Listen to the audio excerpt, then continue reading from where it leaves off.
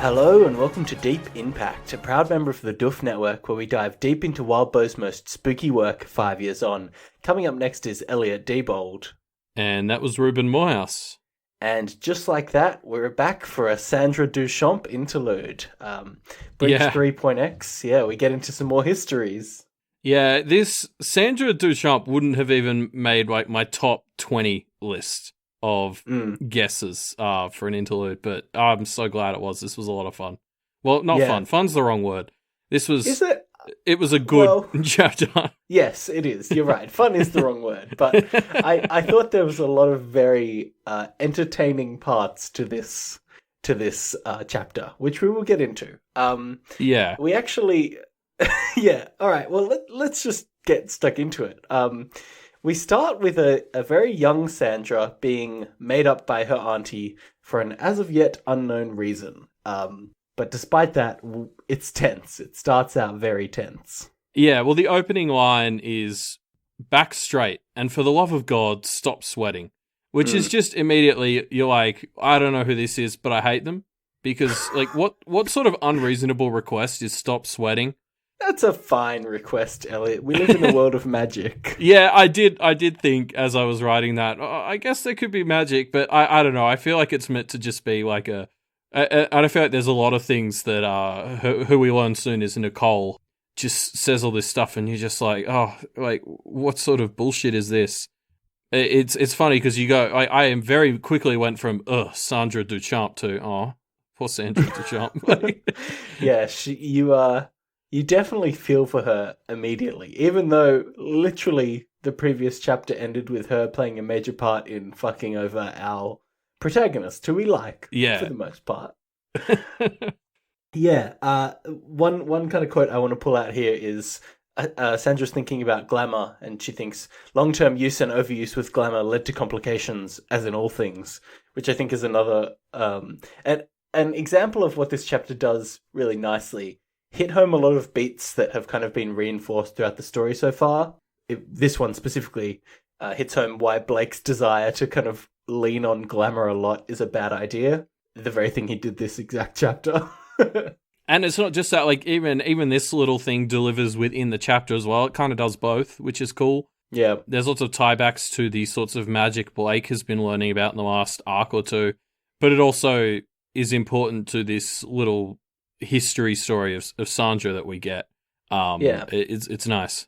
Yeah, so the start of this chapter is Nicole, Sandra's aunt, kind of making her up, like prepping her to be inspected. I don't know what's the right word for this. Perved on by a potential suitor? Yeah, because it's like, okay, so we know the Duchamp's whole thing was that they married the daughters off in political marriages, essentially. Like, it was all... we got the impression it's mostly a prearranged political marriages. Yep. And I don't know, I guess... I guess I didn't realize how bad that was. Like, I guess I thought, it's like the Duchamps are really the ones sort of expressing power in a lot of this. And it's an all-female coven. So you sort of expect there to be, I guess, a feminist element to it. But that seems to be very untrue. Like, this is very uncomfortable, and like the way Sandra is so like objectified in this is very uncomfortable. Yeah, I think we as the audience kind of realize how gross it is as Sandra does. She's kind of always known that this was what was going to happen in her life, but she never really, I don't know, it didn't sink in what it actually tangibly meant. Until later on, where she's kind of like, oh yeah, this is actually what this is like. Shit. Yeah, and there's multiple instances of that in the chapter where things are just sort of hitting Sandra for the first time. It's like, oh, like this is real. Like, I think a lot of these things have been abstract concepts in her future, and it's all sort of becoming real now. And like, I think another thing this first chunk of the chapter's doing, it's constantly hammering home how old school the Duchamps are. Like, Nicole keeps using words like coterie to describe Jeremy's like harem thing, which is just like, who uses the word coterie? Yeah. And she's wearing like a corset, which I think Sandra specifically calls out as something that should not be happening in the 80s. Yeah, it really kind of reinforces how from another time. The whole Duchamp Yeah. marrying women to men is. Well, and we find out later that Sandra's implement is a chalice, which we were told like an arc ago is a very old school feminine implement. In fact, I think that chapter even specifically said it's only really still used in some old school covens, which which is is just great, really kind of set up for this exact chapter. exactly, yeah. Yeah. So we've kind of hinted at it, but Sandra is here being met up by her aunt because she is going to meet Jeremy. Jeremy Meath, her potential husband. And so after a bit of kind of back and forth finishing touches by her aunt, Jeremy walks in and introduces himself, backed by a coterie of something? Some kind of creatures that we don't really get what they are, except that they're definitely not human, but they look like human women and human men, and they're creepy. The whole chapter up until now has been nitpicking everything about Sandra's appearance so that she makes the perfect first impression.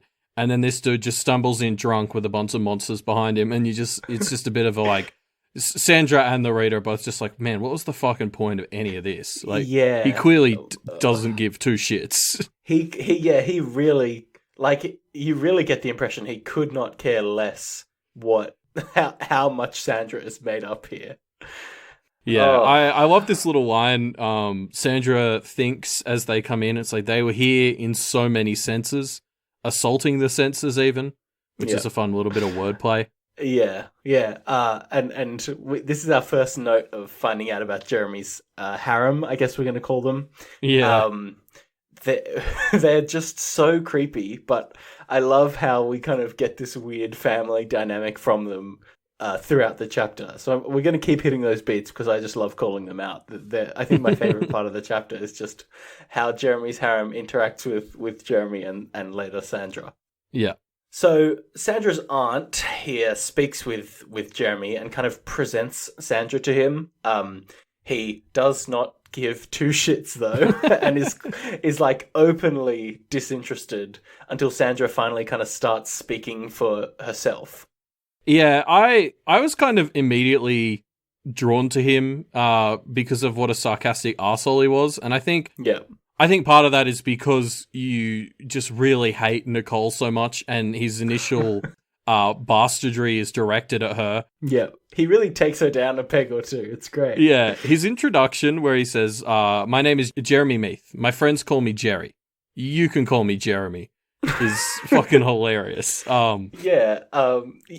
really endears himself to us, even though, I mean, he's kind of set up in this chapter to become an antagonist, right? Like the end of this, we're jumping ahead of it, but the end of this chapter really does set him up as an antagonist to Blake, but he's still just so endearing, even on later reads. Yeah, definitely. So Sandra kind of puts on a good showing. She is also a bit uninterested, and so she kind of lets out her distaste through this conversation, but kind of is able to, I guess, keep up with his like put downs and kind of stay one step ahead of them in a way that kind of endears her to him a bit. Well, yeah, it's interesting because she kind of gets, I think she lets her pride get in the way here because she gets so caught up in proving him wrong that she's a dumb blonde that, you know, she does a really good job and he agrees that he does want to marry her. And she sort of has this moment a bit later where she's like, wait, I don't want to marry this guy. What am I doing? Why was I convincing him that he should marry me? And I mean, you know, there's a lot. We'll probably talk about this a bit more as this sort of section ends. But there's definitely she gets so caught up in defending herself that she doesn't remember why she's doing it. Yeah, and there are a few kind of horrifying moments in here where she kind of realizes how real it is. I think the most horrifying one is when Nicole kind of jumps into the conversation and offers to use glamour to kind of permanently change Sandra's appearance to be Jeremy's type. And Sandra's just like, oh, fuck. Which we've just learned would be bad for other reasons related to glamour as well. But it's just like, like Nicole deserves a special fuck you shout out for that moment. Like, what a monster. Yeah, Jesus. And it's I think in context it's made worse because towards the end of this scene, Nicole kind of does offer Sandra an out of this or kind of offers her an out of this situation. But with the context that Nicole kind of knows what she's doing and has been in the same situation that Sandra is in, like, this is fucking horrifying. Yeah. Well, if you wanted to be really charitable to Nicole, you could say she didn't genuinely have plans to do that. She just wanted to get a read on Jeremy. I don't subscribe to that. I'm just offering it as a bit of a devil's advocate argument. Well, maybe she didn't intend to do it, and I didn't check the wording too carefully, but she's a practitioner, so offering to do something as a practitioner, I don't know, has weight behind it. Oh, I guess, but you could say, I think she may even say, like, we could blah, blah, blah, which is non-committal. Yeah. Sure. I also like this little detail. This is just a nice bit of world building. How Sandra studied English and theology at uni, which just, like, as soon as I read that, I was like, well, yeah, of course you would. Yeah, well, in the practitioner world, for sure. Sandra kind of is proud of herself for these choices. And then Jeremy's like, and so who chose for you to study those? And it comes out that, she just kind of chose from a pre-selected list of approved course, electives. Yeah. Fun little moments. So throughout Sandra kind of presenting herself a bit more strongly, Jeremy kind of gets closer and closer to being interested, but really seems to still not want to marry her. He ends up calling her boring, and she kind of freaks out a bit, throwing her familiar, a little stoat weasel thing named Hilda, at him, which then turns into a big ass fucking troll and like stomps and ground pounds the ground, making everyone fall over. It's a dominant move. Well, I was really excited about this because this is the first time we've seen a person do a magic, like, from their perspective. Apart from Blake, like, I don't count anything. Doing Blake's the odd sigil that Mrs. Lewis says, oh yeah, that's not very helpful. Yeah, so and like we're seeing, like, the relationship with the familiar is interesting because there's not quite telepathy between them, but like I think there's one point early in the chapter where Nicole digs her fingernails into Sandra and the familiar bristles, so there's some sort of connection there that seems to they seem to share pain or something. Like there's a point later in the chapter as well where I don't remember exactly what it is. I think Sandra kind of like looks at Hilda, and Hilda has got her back to Sandra, but kind of notices this anyway and sees this as a signal even without being able to see it. So there's clearly some kind of connection going on there. Yeah, so it's very much I'm very interested to get more details on what having a familiar entails in this way, as we call. And then also she uses her implement to power up Hilda, I guess. I wasn't clear on exactly what she was doing. She was boosting some sort of connection, maybe making her look scarier or something. Yep. But she just sort of she dips her fingers into the chalice and wiggles them around and sort of uses the power that's stored in it. Yeah. Yeah, it all kind of works nicely together, and we see a bit of like, oh, this is a practitioner who's been training for what she's doing for 8-9 years probably, and it's kind of reached a place of comfort with her power. And this is the first time we've really seen that from that person's perspective. I think the other piece of information we get here that is maybe new, this may have been hinted at before. I don't think it's been told to us. Maybe I did just forget, but the form of the familiar is related to the nature of the other. Because like Sandra explains why this troll took the form of a stoat, and so I mean, of course, in Pact, like this, I probably should have seen this coming, but like the form they take is representative of the other to some degree, and so it sort of puts a lot more backing behind back in the very first or second chapter when Rose Senior was like, don't get a dog or a rat. And so the rat thing, I'm sort of picturing something that's kind of sneaky and gross, that would take the form of a rat, and then dogs presumably are powerful, but also loyal. Like, I mean, depends on the type of dog, I guess. Yep. But yeah. I think previously we've kind of got ideas that the form of an other is related to its personality, and I guess this kind of hints a stronger link than that. Yeah. Anyway, so there's one other thing I want to call out, which is just a creepy bit. I'm just going to read this quote. So Jeremy scratched at the back of his neck, and one of the women behind him reached out to scratch the spot with her clawed fingernails. He stretched his neck out to one side to give her more room. And it's just like this woman kind of steps in to scratch his neck for him in a very creepy way. It's a weird little detail for someone to do. It's just off-putting. Yeah, it's creepy. It's weird.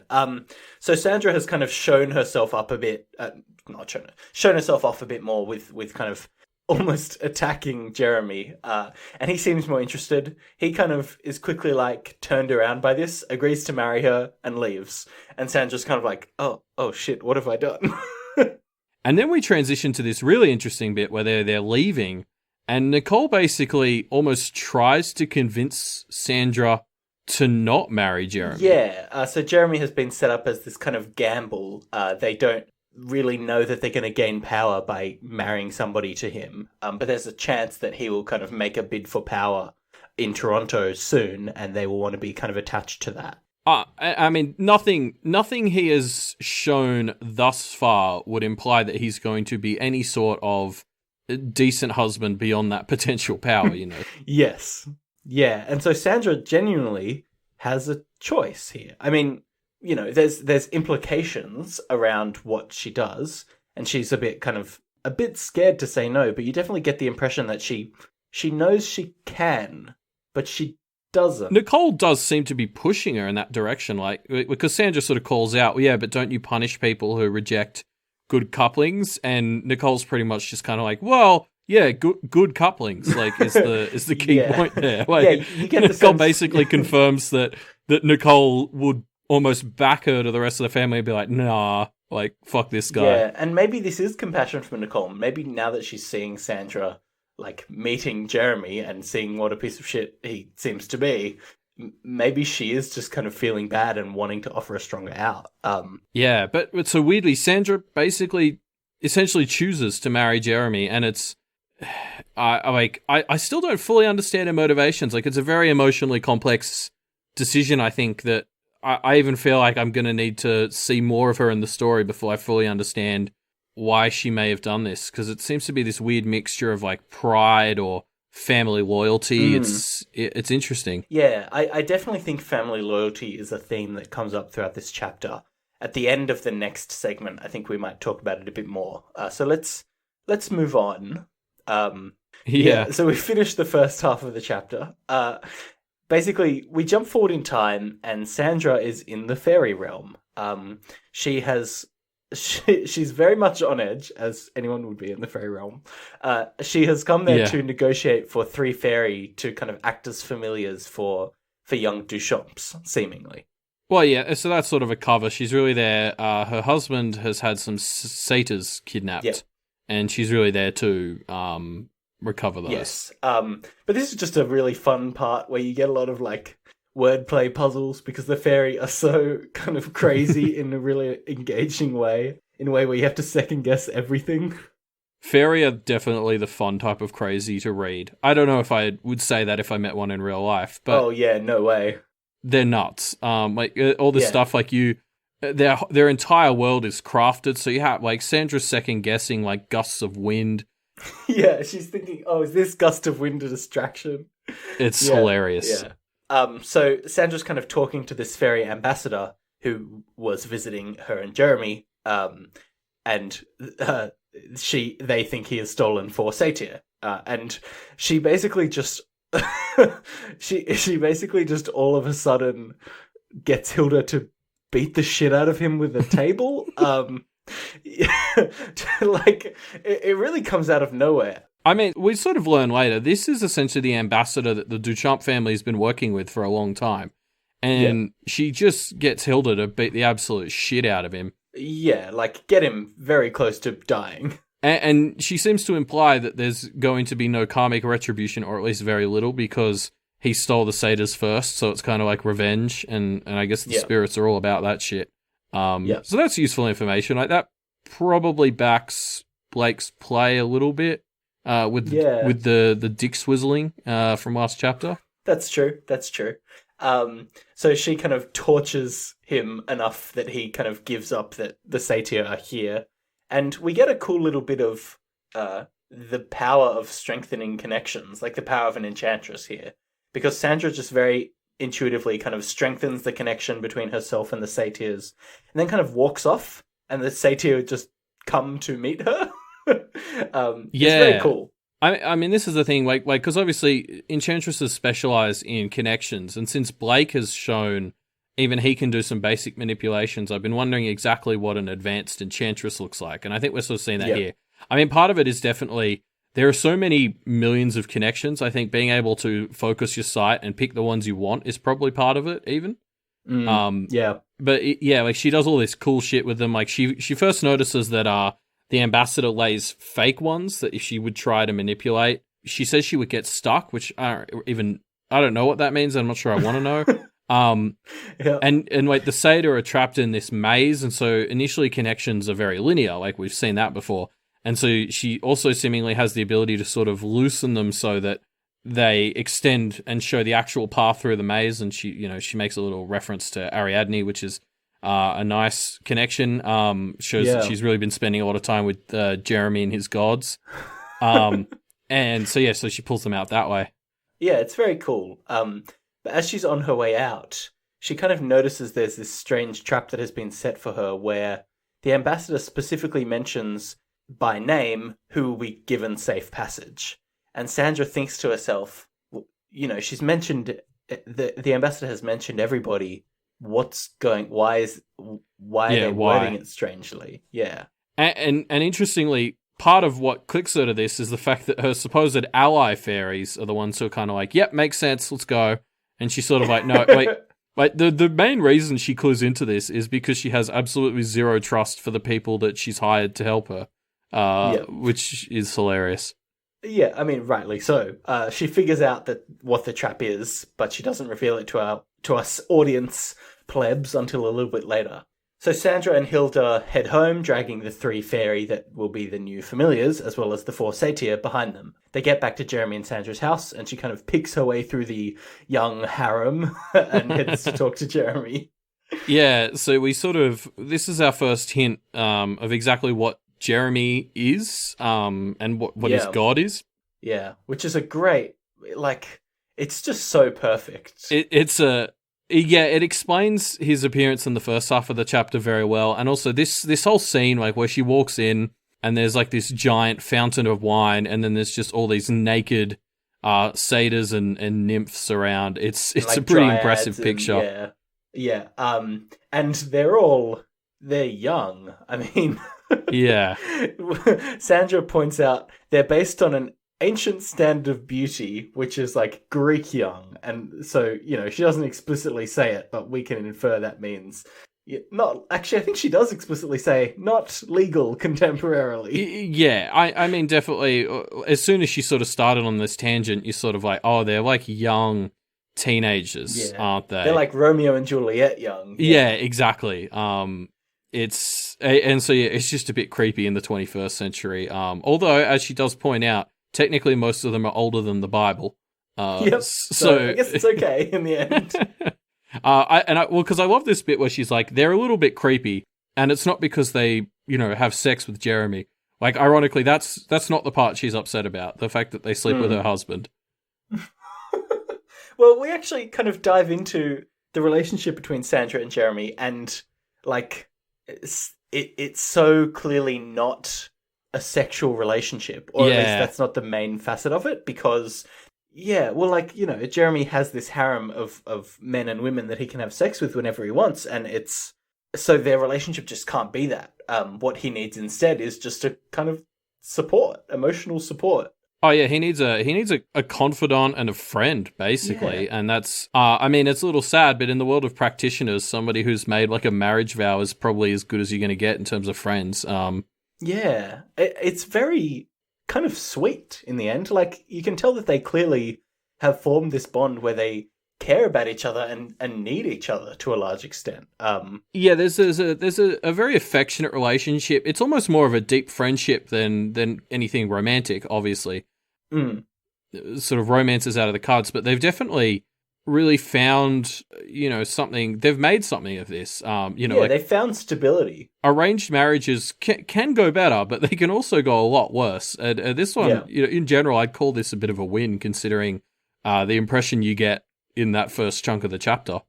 Yeah, well, it's a win from their personal lives, but on the sense of marrying Jeremy because he's going to make a bid for power, they kind of talk about how 9/11 has just happened, and so therefore the Lord of Toronto, who is kind of based around these ideas of war, has just gotten very much stronger. He's referred to in numerous points as the Lord of Conquest, which you know, I still don't really have any idea what the Lord of Toronto is going to be, but you know, it sounds like if he's anything like Jeremy, you know, maybe he's someone who is all about like the god of war, like Ares or something. I guess we'll see.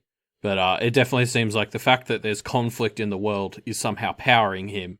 Which means that their bid is not going to go well. And there's an interesting aspect to this because they're both clearly disappointed, and I almost got a bit of a sense of like, when we met Jeremy in the initial chapter, he was very much someone who didn't really give a shit about the future. Like, he was just living in the moment. Yeah. And Sandra has clearly sort of pushed him to become someone who plots a little bit more. And now this plot is falling apart. And he gets a bit upset at this. And there's almost a bit of resentment at her, I think, for essentially getting his hopes up and giving him a purpose that has now fallen apart. And you know, so it's sort of like he wasn't going to be disappointed before because he didn't care. And I think he... Yeah. It does seem... I got the impression he does blame her a little bit for it. Yeah, I think... Yeah, I mean, they do have this relationship where they've found kind of stability, but that you can tell that this kind of feels like there is resentment building up for the way their lives have started to turn out. Yeah. And this conversation kind of ends with Sandra bringing up what she figured out in the Faerie realm, which is there was somebody else there because she's pregnant. And she kind of starts to reveal that, well, this child is going to be a baby because Duchamps always have baby... Oh, sorry, this child is going to be a baby. This child's going to be a baby girl because Duchamps always have girls. And then Jeremy kind of riposts this by saying, yeah, but, you know, my god's a god of fertility and he's made it a boy. Oops.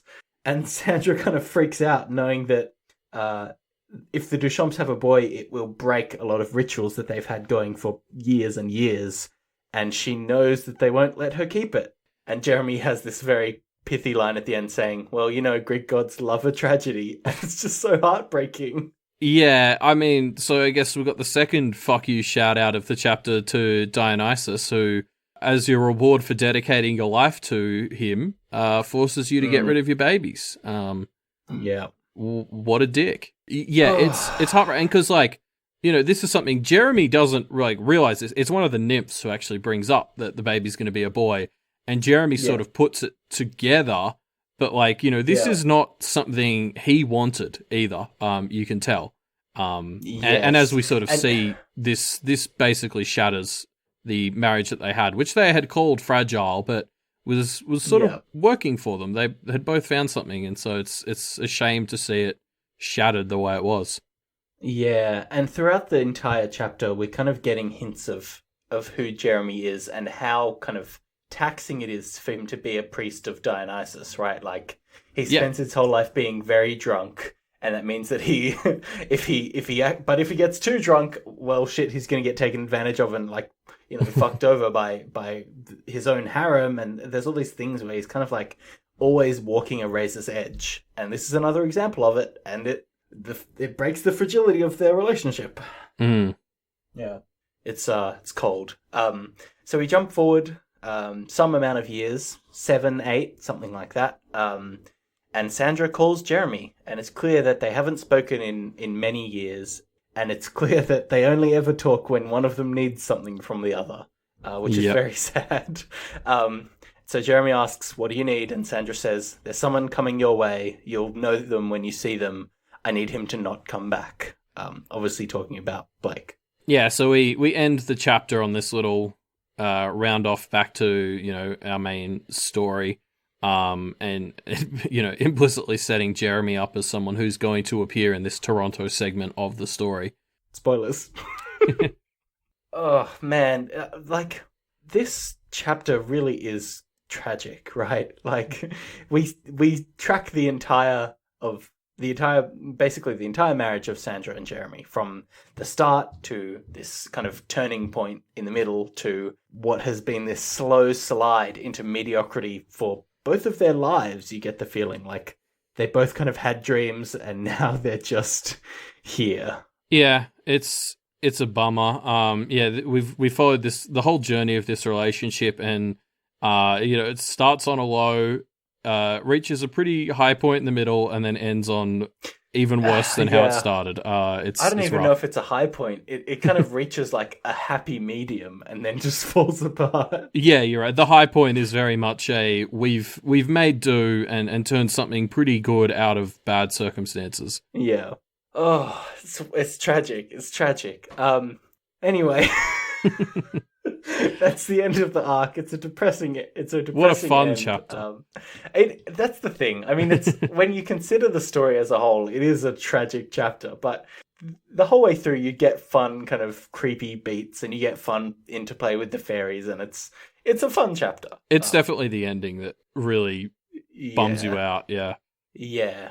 Anyway, let's talk about just Arc 3 Breach in general, I think. It was an interesting chapter. Why don't we start off by talking about the arc title, my favorite thing to theorize about. Breach. What do you think it means, Elliot? So I mean, obviously Blake breaches into Lair's house. Like, that's the obvious one. He breaches into the wedding and causes some chaos. I think that's what we're meant to kind of, as we're reading through the chapter, we're meant to think, like Blake is breaching the Laird defenses. He's finally scoring some points.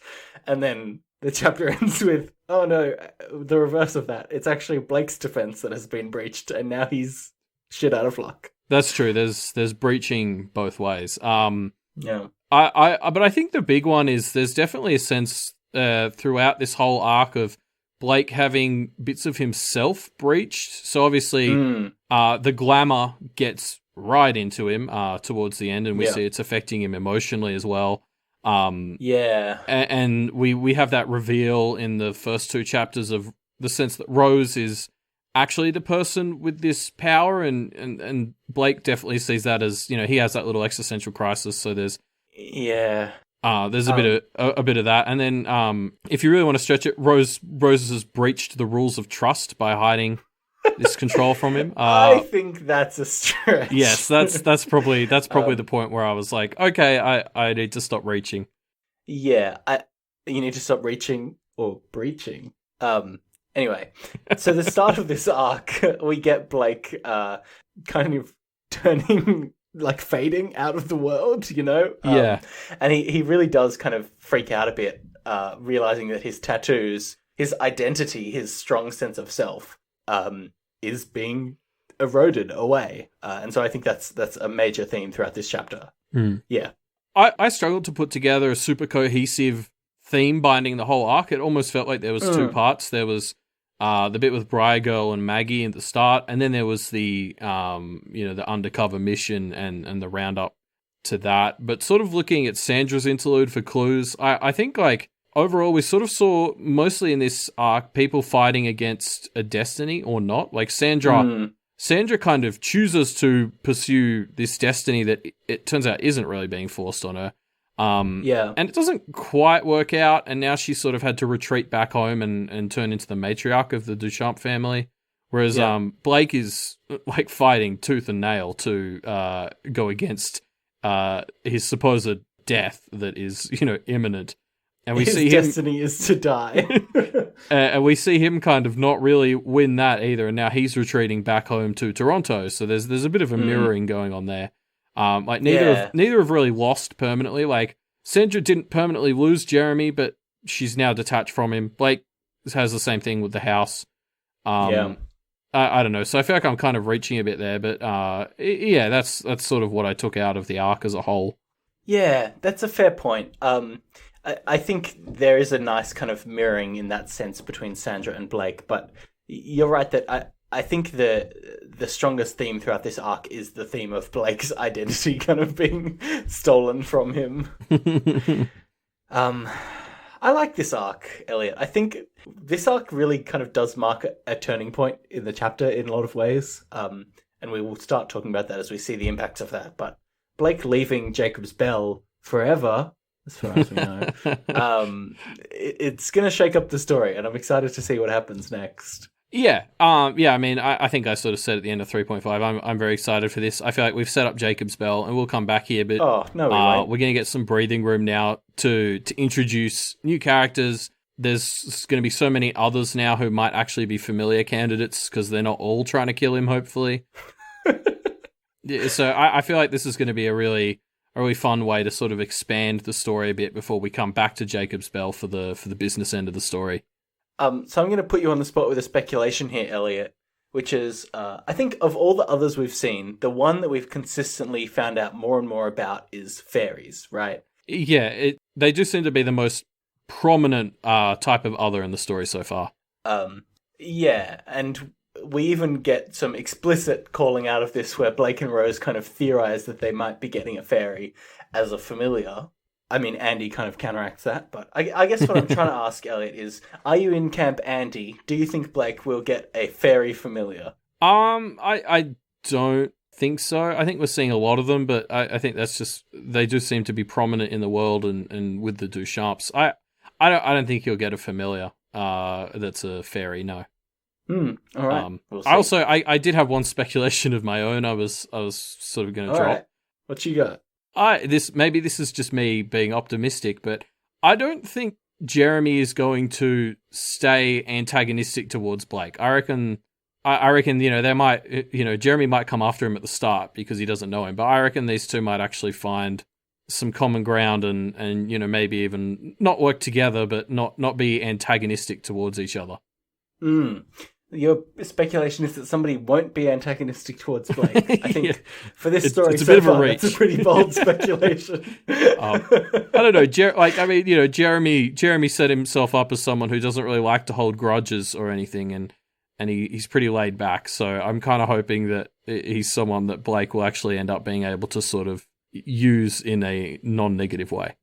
Interesting. Well, we shall see when we come back for the start of Arc 4. Our next episode, Arc 4, 4.1, Chapter 4.1, will be coming out on the 4th of March in just a few days. So stay tuned for that. Yes, and if you want more details on the show and the previous episodes as well as the upcoming episodes, you can head to our website, doofmedia.com. From doofmedia.com, you can also find the Doof Patreon. So we've been on the Doof Network for a month now, right? Yes. February was the month that we joined at the very start, and it's been really great to see all the Doof Network kind of welcome us with open arms and join in, kind of reading along Pact with us and speculating with us. We really enjoy having a kind of grown community, and that has come about because we joined the Doof Network. So if you want to kind of join that community and show thanks for kind of having us, I guess, head on to the Doof Patreon, patreon.com/doofmedia, and donate $1 or $2 every month. It's not that much money. It's pretty cheap, huh? Yeah, and while you're there, maybe think about swinging some money Wildbow's way as well, because he writes lots of stories, and they're all really good so far. Yeah, this is his full-time job, and that's only because people care enough to donate money to him. So keep that going, or else no more stories. We'll never get Pact 2, Pact harder. Yeah. 2 Pact, 2 Furious. And so, just sort of as we're rounding up talking about Doof, I think they've just dropped the 6th episode of We've Got Weaver Dice, which you can find in the We've Got Ward thread. So, that's basically a bunch of the guys there playing Worms role-playing game, and it's a really fun little series. I definitely recommend people check it out. It's basically the three guys torturing Matt, the game master, as he builds creative worlds, and they tear them to pieces. Or just ignore them, seemingly. Yeah, it's a fun series. It doesn't update frequently, so when there's a new update, go check it out, digest it, enjoy it, listen to it a few times. Thoughts on this chapter, 3.x, or your thoughts on kind of Breach in general. If you want to chat to us about that, the best place to do that is in the discussion threads. In the description of this episode, you can check out the discussion threads, and leave us your thoughts on Reddit, and we'll chat about we'll chat about it with you, I guess. Yeah. Apart from that, I guess we'll see you all on Monday. Yeah. See you on Monday for 4.1.